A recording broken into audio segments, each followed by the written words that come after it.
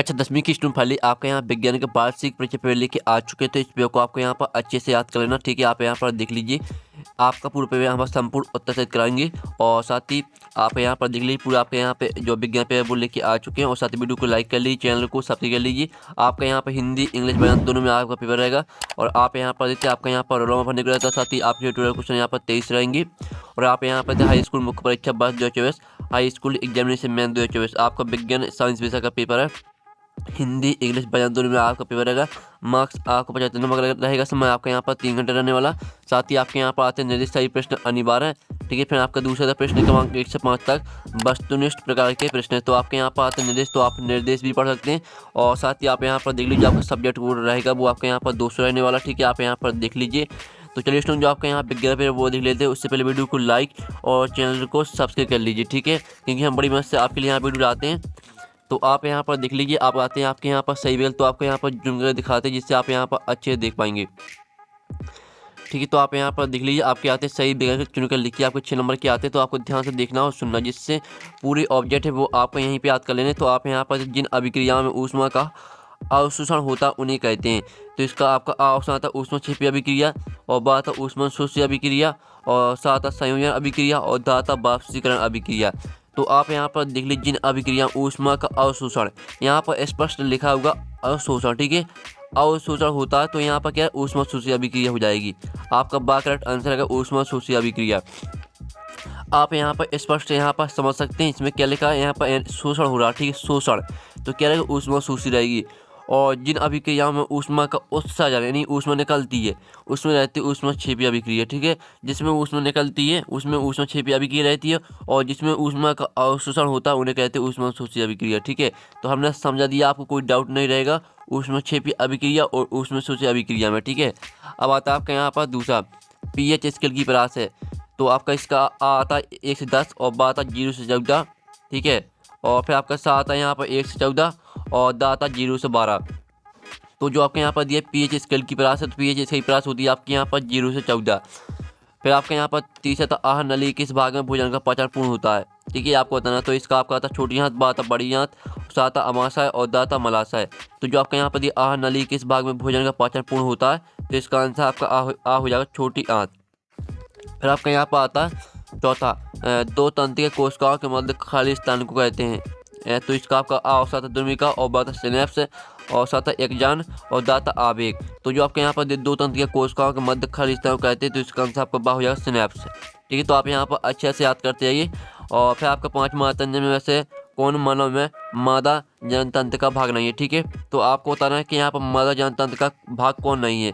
तो जो आपका अंडाशय ये भी आपका मादा जनतंत्र का भाग है, गर्भाशय भी आपका मादा जनतंत्र का भाग है, और डिम्बवाहिनी भी आपका मादा जनतंत्र का भाग है, ठीक है। जो आपका यहाँ पर शुक्रवाहिका आपका यहाँ पर, ठीक है, नर जनतंत्र का भाग है, ठीक है, नर जनतंत्र का भाग है। तो आपका यहाँ पर शुक्रवाहिका आपका करेक्ट आंसर हो जाएगा।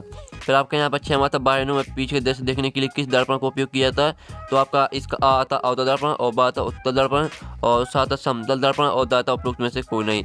तो जो आपके यहाँ पर दिए बाहरियों में पीछे का दृश्य देखने के लिए किस दर्पण का उपयोग किया जाता है, तो इसका आंसर आपका बा हो जाएगा उत्तल दर्पण, ठीक है। तो जब फाइनली आपके जो 6 नंबर के सही विकल्प वो आपके कंप्लीट हो जाते हैं। और साथ ही यहाँ पे इंग्लिश से मीडियम के स्टूडेंट वो देख लीजिए, पहले आपका यहाँ पर आता है तो पहले का आपका बी करेक्ट आंसर है, ठीक है। यहाँ पे इंग्लिश से मीडियम के स्टूडेंट देख लीजिए, फिर आपका यहाँ पर दूसरा सही विकल्प आता है, तो जो इसका करेक्ट आंसर रहेगा वो आपका यहाँ पर बी हो जाएगा, ठीक है। फिर आपका यहाँ पर तीसरा सही विकल्प आता है, तो तीसरे का आपका क्या रहेगा, तीसरे का रहेगा आपका यहाँ पर ए करेक्ट आंसर, ठीक है। फिर जो आपका चौथा आता है तो चौथे का रहेगा आपका यहाँ पर बी करेक्ट आंसर सिनेप्स, और जो 5वां आपका आता है 5वें का रहेगा आपका यहाँ पर सी करेक्ट आंसर, जो 6वां आता है 6वें का रहेगा आपका यहाँ पर बी करेक्ट आंसर। तो फाइनली जो आपके यहाँ पर सही विकल्प हमने कंप्लीट करा दिए। साथ ही वीडियो को लाइक कर लीजिए, चैनल को सब्सक्राइब कर लीजिए।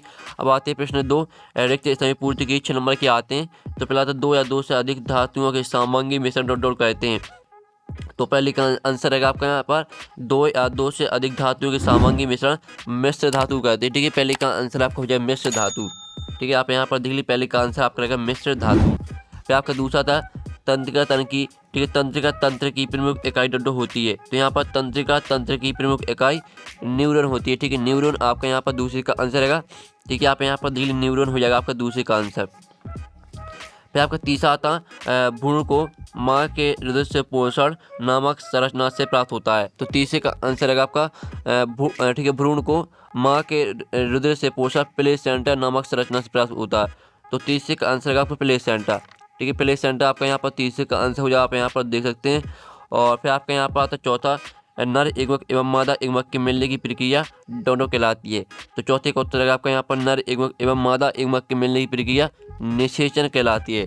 ठीक है, आपका यहाँ पर निषेचन हो जाएगा, आपका यहाँ पर चौथे का उत्तर आप यहाँ पर देख लीजिए। और फिर आपका यहाँ पांचवा तक गोलीदार पर फोकस दूरी उसकी वक्रता त्रिज्या की जो होती है। तो यहाँ पर गोलीदार पर फोकस दूरी उसकी वक्रता त्रिज्या की आधी होती है। आधी आपका रहेगा पाँचवें का आंसर। ठीक है, पाँचवें का आंसर आपका आधी हो जाएगा। और जो आपका छठवां आता है, एक आदर्श वोल्ट मीटर का प्रत्यु होता है। तो यहाँ पर एक आदर्श वोल्ट मीटर का प्रत्यु अनंत होता है। ठीक है, अनंत आपका छठवें का उत्तर रहेगा। ठीक है, आप यहाँ पर देख लीजिए, छठवें का उत्तर रहेगा वो आपका अनंत हो जाएगा। तो फाइनली जो आपके यहाँ पर रिक्वेस्ट वो हमने करा दी। पहले का आंसर आपका मेसोदार्थ, दूसरे का आंसर आपका न्यूरॉन, तीसरे का उत्तर आपका प्लेसेंटा, चौथे का उत्तर आपका निषेचन, पाँचवें का उत्तर आपका आधी और छठवें का उत्तर आपका अनंत। ठीक है, आप यहाँ पे स्क्रीनशॉट ले लीजिए, आपके गैलरी में सेव हो जाएगा। ठीक है, तो जल्दी से स्क्रीनशॉट ले लीजिए। और साथ ही यहाँ पे इंग्लिश से मीडियम के स्टूडेंट वो देख लिया, आपका पहला यहाँ पर आता है, दूसरा। ठीक है, और साथ ही आपके यहाँ पर तीसरा आता है एडिक्टेशन, चौथा, पाँचवा और छठवां। और साथ ही जो इनकी आंसर है, जिस तरह से हमने यहाँ पे हिंदी मीडियम के स्टूडेंट के लिए आंसर बताएं तो आपको इंग्लिश में याद कर लेना। ठीक है, अब आती हैं आपकी सही जोड़ी बनाकर लिखिए, आपकी 6 नंबर की आती हैं। तो स्तंभ आओ बा में दी सही जोड़ी पहले आती है आपकी सोडियम। तो सोडियम को आपको मिट्टी के तेल से मैच करना है। फिर दूसरी आती है मास्टर ग्रंथि। तो मास्टर ग्रंथि आपको पीयूष ग्रंथि में मैच कर देना। ठीक है, मास्टर ग्रंथि यहाँ पर पीयूष ग्रंथि को कहा जाता है। फिर तीसरी आती गर्भधारण रोकने हेतु, तो इसको आपको कॉपर टी से मैच करना है। और जो चौथी आती मेंडल, तो मेंडल हो जाएंगे आपके अनुवांशिकी के जनक, ये आपकी चौथी हो जाएगी। जो पाँचवीं आती डायरेक्टर, तो इसको डायरेक्टर को आपको पता ही होगा, जो यहाँ पर डायरेक्टर है वो आपकी लेंस की क्षमता का मात्रक है, ये आपकी हो जाएगी पाँचवीं। ठीक है, जो आपकी डायरेक्टर है वो लेंस की क्षमता का मात्रक है। और पाँचवा था छवीं अवतल लेंस की क्षमता, तो यहाँ पर अवतल लेंस की क्षमता होती है ऋणात्मक। ठीक है, तो छवीं आपको ऋणात्मक से मैच करना है। तो फाइनली जो आपके यहाँ पर सही जोड़ी वो कंप्लीट हो जाती है, आप स्क्रीनशॉट ले सकते हैं।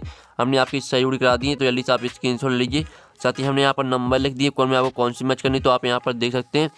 और साथ ही जो यहाँ पर इंग्लिश मीडियम के स्टूडेंट है वो देख लीजिए। ठीक है, जिस तरह से हमने यहाँ पे हिंदी मीडियम के स्टूडेंट के लिए यहाँ पर सही जोड़ी मैच कराई है, तो आपको उसी तरह से यहाँ मैच कर लेनी है। आप स्क्रीनशॉट ले लीजिए। ठीक है, अच्छी तरह से यहाँ पर स्क्रीनशॉट ले लीजिए। अब चलिए आपका प्रश्न क्या आता है, एक सदवाक्य में उत्तर 6 नंबर के आते हैं। तो पहला आता है लोहे की वस्तुओं पर पेंट क्यों करते हैं। तो पहले का आंसर रहेगा लोहे की ठीक है, संक्षारण से बचाने के लिए। पहले का आंसर रहेगा आपका यहाँ पर संक्षारण से बचाने के लिए, ये आपका पहले का आंसर हो जाएगा। फिर आपका दूसरा था ताजे दूध के पीएच मान 6 होता है, दही बन जाने पर इसके पीएच मान में क्या परिवर्तन होगा। तो दूसरे का आंसर रहेगा आपका यहाँ पर पीएच मान बढ़ जाएगा। ठीक है, आप यहाँ पर पीएच मान बढ़ जाएगा, ये आपका दूसरे का आंसर हो जाएगा।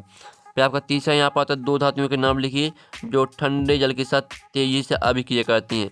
तो आपका यहाँ पर तीसरे का उत्तर है आपका यहाँ पर पोटेशियम एवं सोडियम। ठीक है, पोटेशियम एवं सोडियम ठंडे जल के साथ तेजी से अभिक्रिया करती हैं। फिर आपका यहाँ पर चौथा आता है मनुष्य में श्वसन वर्णक का नाम लिखिए। तो मनुष्य में यहाँ पर श्वसन वर्णक का नाम है आपका हीमोग्लोबिन। ठीक है, हीमोग्लोबिन आपका यहाँ पर चौथे का उत्तर है, आप यहाँ पर देख लीजिए। चौथे का उत्तर आपका हीमोग्लोबिन हो जाएगा। जो आपका पाँचवा आता है डीएनए का पूरा नाम लिखिए। तो डीएनए का पूरा नाम आप यहाँ पर देते डीऑक्सी, ठीक है, डीऑक्सी राइबो न्यूक्लिक अम्ल, ये आपका डीएनए का पूरा नाम हो जाता है। और जो आपका यहाँ पर छवीं आती है रेगिस्तान की मरीज का किस क्रिया का उदाहरण है। तो इसका उत्तर रहेगा आपके यहाँ पर देख लीजिए पूर्ण आंतरिक परावर्तन का उदाहरण। ठीक है, जो आपके यहाँ पर रेगिस्तान की मरीज का वो आपका पूर्ण आंतरिक परावर्तन का उदाहरण है। तो फाइनली जो आपके एक सदवाक्य मतलब वो भी आपके कंप्लीट हो जाते हैं। पहले का उत्तर रहेगा आपका यहाँ पर संक्षारण से बचाने के लिए, दूसरे का आंसर रहेगा पीएच मान बढ़ जाएगा, तीसरे का आंसर रहेगा आपका पोटेशियम एवं सोडियम, और चौथे का आंसर है आपका हीमोग्लोबिन, पाँचवें का आंसर है आपका डीऑक्सीराइबो न्यूक्लिक अम्ल, और छवें का आंसर आपका पूर्ण आंतरिक परावर्तन। आप स्क्रीनशॉट ले लीजिए, ये आपका एक सदवाक्य मतलब सॉल्यूशन। साथ ही जल्दी से आप स्क्रीनशॉट ले लीजिए जिससे आपके गैलरी में सेव हो जाएगा। और साथ ही यहाँ पे इंग्लिश से मीडियम के स्टूडेंट है देख लीजिए। ठीक है, अब आते हैं आपके 7 के चयन करके लिखिए 6 नंबर के आते हैं। तो पहला था जो पदार्थ ऑक्सीकृत हो जाते हैं वे ऑक्सीकारक कहलाते हैं। तो पहला आपका यहाँ पर रहेगा असत्य। दूसरा था धातुओं के ऑक्साइड पदार्थ क्षारकीय प्रकृति के होते हैं, तो दूसरा आपका सत्य रहेगा। और फिर तीसरा था मनुष्य में दोहरा परिसंचरण होता है, तो तीसरा आपका बिल्कुल सत्य है। जो चौथा तो ठीक है मस्तिष्क का सोचने समझने वाला भाग पश्च मस्तिष्क है, तो चौथा आपका असत्य है। और पाँचवा था बीजों के गोल एवं झुर्रीदार गुणों में गोल प्रभावित झुर्रीदार अप्रभावी होता है, तो पाँचवा आपका बिल्कुल सत्य है। और छठवां तक कार्बनिक एवं विद्युत के कुछ अलग होते हैं, तो छठवां आपका सत्य है। ठीक है, तो आप यहाँ पर देख लीजिए, ये आपके यहाँ पास सत्य का सॉल्यूशन, पहला आपका असत्य हो जाएगा, दूसरा सत्य, ठीक है, तीसरा भी सत्य और चौथा आपका असत्य, पांचवा सत्य और छठवां सत्य। ठीक है, आपका सत्य का सॉल्यूशन है, तो इसकी स्क्रीनशॉट आप ले लीजिए। और साथ ही जो यहाँ पे इंग्लिश से मीडियम के स्टूडेंट है वो देख लीजिए, आपका पहले यहाँ पर सत्य आता, दूसरा यानी आपके ट्रू प्लेस आते हैं, ठीक है, दूसरा देख लीजिए। और फिर आपके यहाँ पर आता तीसरा, ठीक है, चौथा आता, पाँचवा, छठवां। तो जिस तरह से हमने यहाँ पर हिंदी मीडियम की स्टूडेंट के लिए यहाँ पर आंसर बताएं, तो उसी तरह से आपको याद कर लेना है। अब छठवां आपका आता है, वायु में जलाने के पूर्व मैग्नीशियम रिबन को साफ क्यों किया था। अथवा आता रेडॉक्स अभिक्रिया किसे कहते हैं, उदाहरण दीजिए। जो इनके आंसर वो भी हम बताने वाले हैं, तो उससे पहले आप यहाँ पर क्वेश्चन देख लीजिए और उनकी स्क्रीनशॉट ले लीजिए, ठीक है। फिर आंसर हम बताते थे आपको। फिर आपका सातवां आता भौतिक गुणधर्मों के आधार पर धातु एवं अधातु में 2 अंतर लिखिए, 2 नंबर का रहेगा। अथवा अधर्मी ऑक्साइड क्या होता है, 2 अधर्मी ऑक्साइडों के उदाहरण लिखिए। ठीक है, आपके 2 नंबर के क्वेश्चन हो रहे हैं। आठवां आता साबुन तथा अपमारक में कोई 2 अंतर लिखिए। अथवा प्रतिस्थापन अभिक्रिया किसे कहते हैं। फिर आपका यहाँ पर 9वां क्वेश्चन आता है, जिसमें आप यहाँ पर माइटोकॉन्ड्रिया को कोशिका का बिजली घर क्यों कहते हैं। अथवा जाइलम और फिल्म में 2 अंतर लिखिए। सभी प्रश्नों को आपको याद करना अथवा सही, ठीक है। और साथ ही आप यहाँ पर मनुष्य में संचालित होने वाले 2 जीवाणु जनित इन रोगों के नाम लिखिए। अथवा प्लेसेंटा एक काल लिखिए, ठीक है। और साथ ही आपका यहाँ पर 11वां क्वेश्चन आता है, मेंडल ने अपने प्रयोग के लिए मटर की पौधे का चुनाव क्यों किया। अथवा मेंडल के प्रभाविता का नियम क्या है। ठीक है, तो सभी प्रश्नों के स्क्रीनशॉट ले लीजिए और सभी प्रश्नों को आपको यहाँ पर अच्छी से याद कर लेना है। इनके आंसर भी हम बताने वाले हैं। और वीडियो को लाइक कर लीजिए, चैनल को सब्सक्राइब कर लीजिए, ठीक है। और घंटी पे आपको ऑल पे प्रेस कर लेना, ठीक है।